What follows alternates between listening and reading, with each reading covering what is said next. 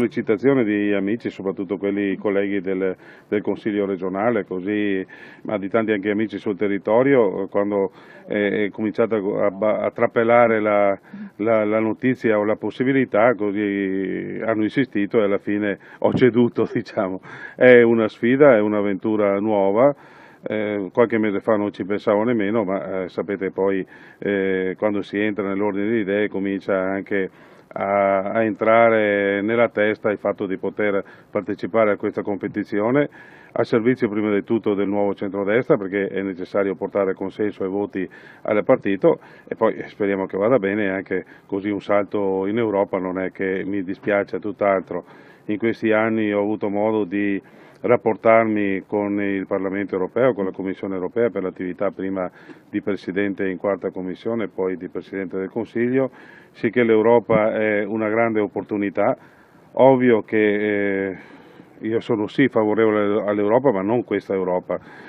Bisogna sburocratizzare, semplificare, meno vincoli, meno sprechi, più attenzione ai territori, più attenzione anche al nostro tessuto economico, meno sperequazioni all'interno delle varie regioni europee, perché noi subiamo concorrenza sleale da parte di molte regioni europee. Non possiamo competere se non abbiamo diciamo, gli stessi strumenti e le stesse basi.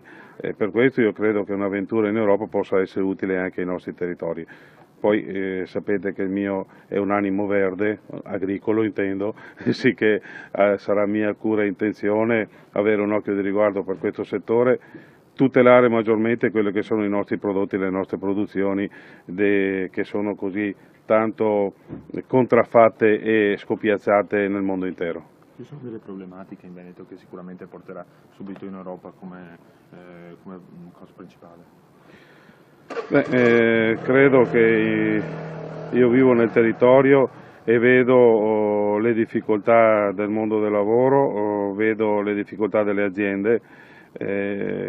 Io ho capito una politica drastica che abbiamo vissuto questi anni, ma se non c'è impresa non c'è lavoro, se non c'è economia non c'è impresa.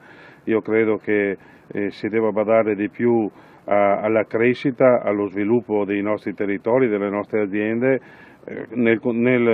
con occhio sempre vigile, perché non possiamo precipitare ancora nelle difficoltà passate, ma adesso dopo i tagli dobbiamo effettivamente pensare alla crescita del nostro tessuto economico. Attenti alla comunicazione, presentate oggi questo Speak Corner, cioè questa possibilità anche per tutti, diciamo, di dire la loro, in particolare per i giovani, quindi comunicazione che diventa una priorità per l'NCD.